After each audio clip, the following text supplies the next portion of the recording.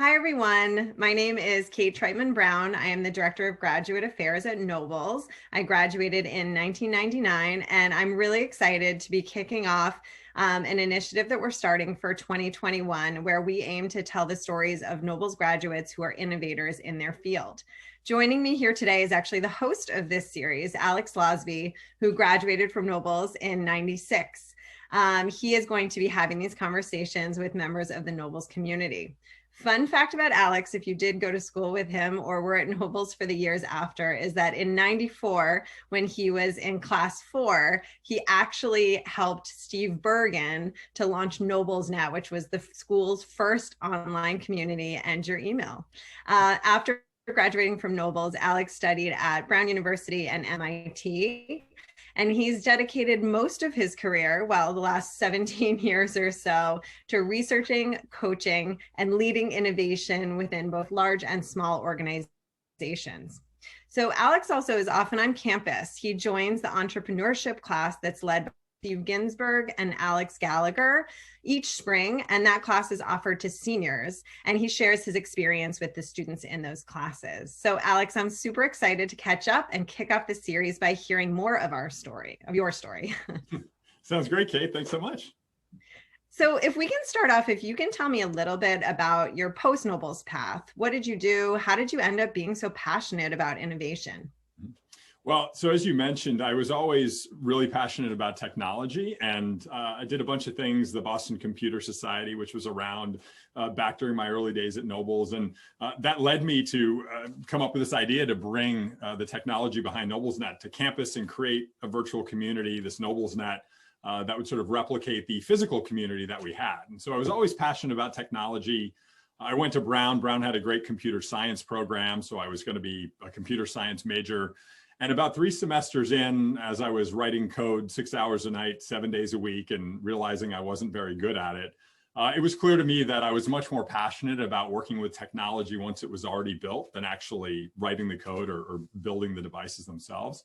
And so I pivoted, I actually switched to political science, but I did all my coursework with a focus on technology. So looking at the use of technology in campaigns and elections and security studies in the mass media, all of those sorts of things.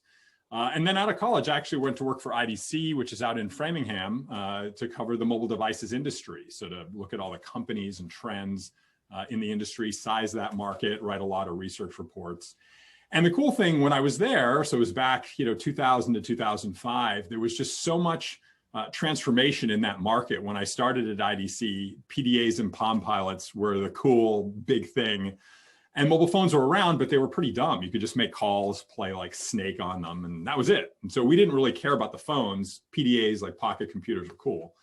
But it became obvious over those years that nobody wanted to carry a PDA and a pager and a phone, like 3 different devices. They wanted one. And so naturally, all those companies making those devices, they said, well, hey, we're going to win. It's going to be a PDA with phone or a BlackBerry with phone or a phone with PDA or BlackBerry capabilities.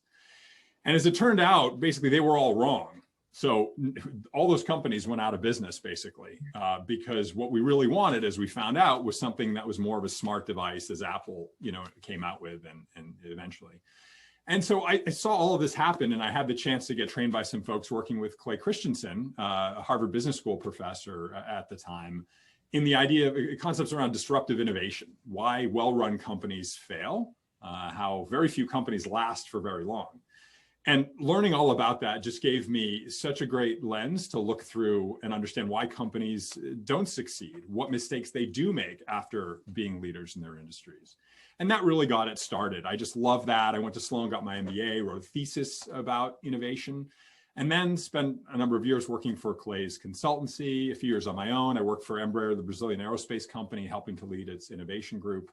And then I can talk about some of the things I'm doing now, but just fell in love with these big questions. Why is it so hard for companies to last? Why is it so hard for really smart leaders with big degrees and a lot of experience? Why is it hard for them to keep their companies successful over the long run? So still trying to answer all those questions today, but love every minute of it. Yeah, and I'm going to ask a follow-up question about even the word innovation. It's something that people use a lot, I think, more in the last few years. It's become sort of part of our daily language, but I'm not sure that most people actually know what it means or could define it. How do you define it? Yeah, and it's a great question, because one of the biggest challenges that companies have when trying to innovate is getting everybody aligned, at least initially. Well, what does it mean, and what does it mean for the company? So at the basic level, I try to differentiate innovation from invention. So invention, I think, is coming up with something new. That's really it. You can invent something new, a product, a process, a technology, whatever it is. But I think innovation adds on to that, creating actual value, right? So it's inventing something new that creates value. So it actually impacts how a business operates, or how we live our lives, or any other elements of society. So there's that application, and then the result of it for innovation. And there's all kinds of innovation. There's sort of making the blue thing green.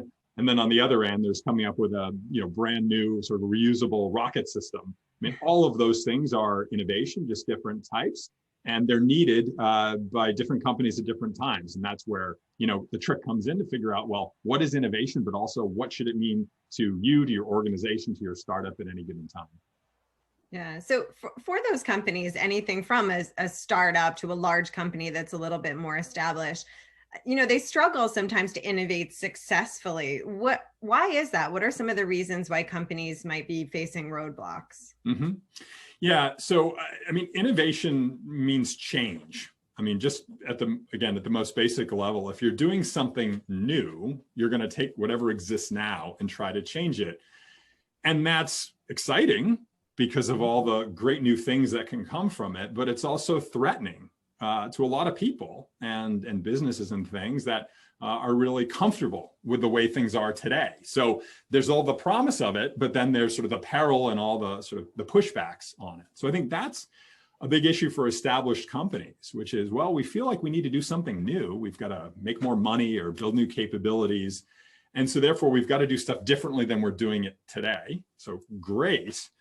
But the problem is it's going to require our people to do things differently, new processes, new customers, new products, new ways of making money. And that's just change, lots of change. So I think that's a big piece of it, is just sort of figuring out, okay, yeah, we want to go in this new direction, but then trying to get everybody and an organization to follow behind. I think that's one thing. And then for startups, again, well, we're going to try to do something new that nobody's ever done before, and we're going to try to make money or raise a lot of money in doing it.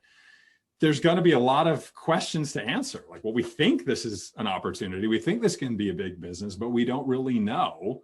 We've got to go figure it out. And can we raise enough money to get there? So then that's that process of just saying, okay, well, what's going to play out the way we think it will and what won't, and can we pivot? So I think there's a lot of uncertainty and a lot of change. And I think that's, why it's really hard to be serially successful as an innovator in a large organization, or to keep churning out startups that are successful. A lot of questions, a lot of pivoting, a lot of change to work through. Yeah, and that can definitely be tough. And what do you see as the role of the sort of next generation of people in the workforce? Someone who's either going into college, just graduated, or even I'll extend that to someone who's changing careers. How can that group of people sort of help these companies? Mm-hmm. Yeah, so look, I think one of the most important things that anybody can do is to ask questions. To ask lots of questions, and don't take things for granted, right? So, I mean, every day we have routines that we've just honed, and they're comfortable and efficient because we just do it. And we like that because we don't have to sort of solve a new problem or figure out something new all the time. We don't really question that. We just do it. But folks that come along and actually question things that most people aren't questioning, they're the ones who identify new things to build, new businesses, new products that really change and improve our lives. So I think what I'd say first is questioning, just trying to question things. Just because it's been done a certain way doesn't mean it's the best way. Is there a better way? So I think asking questions is really important, and then pushing those questions. Well, if I could start from scratch, what would I do? And so, it could be you're at school, you're at college or something like that, and you're trying to think, well, I'm taking these classes, I'm engaged in these activities. Is there something new I could do? Is there something better I could do? Is there a new way? And the same thing if you're in a startup or in companies, it's just saying, well, we're assuming that this is the way it has to be. we're assuming this is the answer. Well, ask the question, does it have to be? And I think if you can start asking those questions and then start sort of pushing on it and maybe talking about those questions with other people, that's where you start to come up with ideas and say, maybe there's an opportunity to make things better. And I think people that can start doing that, I mean, that's where you really begin to shift the trajectory again of your own sort of life, academic career, the company, the startup, whatever you're in, and then sort of society, right? So those people who ask those questions and come up with sort of new, never thought of solutions. I mean, those are the ones that really make a difference. So I guess that's what I'd say.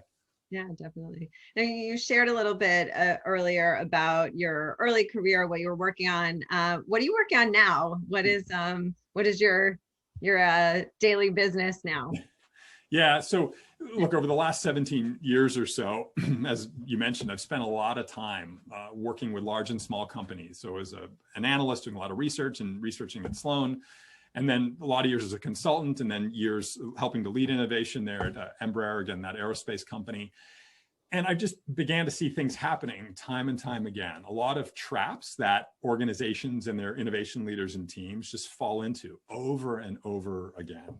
A good example is like all the time when a leader is in a conference room, say, and they're talking about an idea that they love, pretty much everybody in the room will say, hey, that's great, we love it too.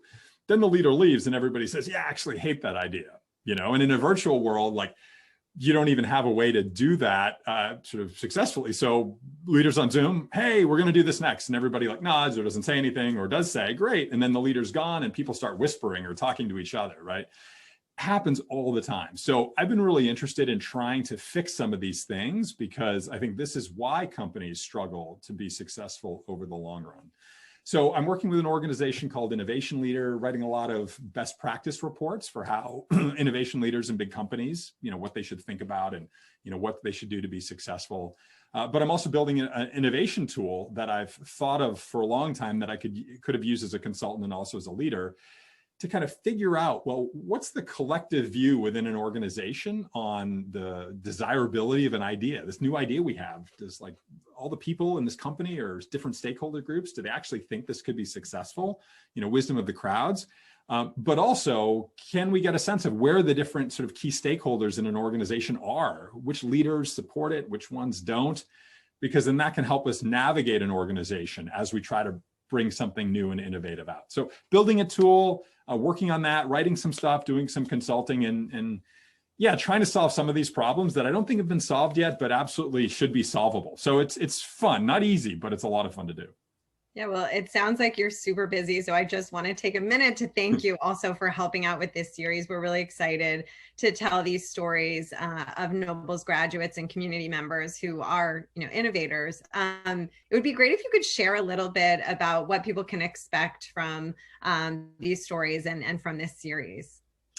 Yeah, I've loved talking about this with you and thinking through, I think what's a great opportunity. So again, it goes without saying, we've got such a vibrant Nobles community, the students on campus today, the graduate body, parents, et cetera. A lot of very amazing people doing amazing things in sort of all areas of society and all kinds of organizations and industries with all kinds of passions.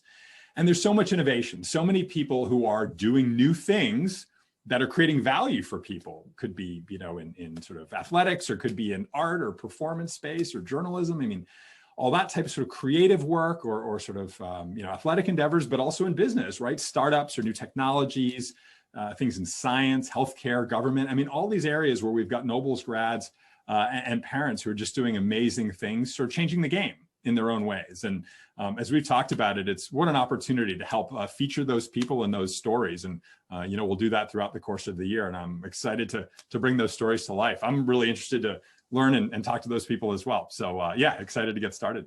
Absolutely. Well, again, thank you so much. And for everyone listening, if you are interested or have questions, feel free to reach out to me or to Alex. And also you can learn more on our graduate networking and directory platform at noblesgraduates.com. Thanks again, Alex, and we will look forward to having more of these conversations soon. Sounds great. Thanks so much, Kate. Thanks, everybody.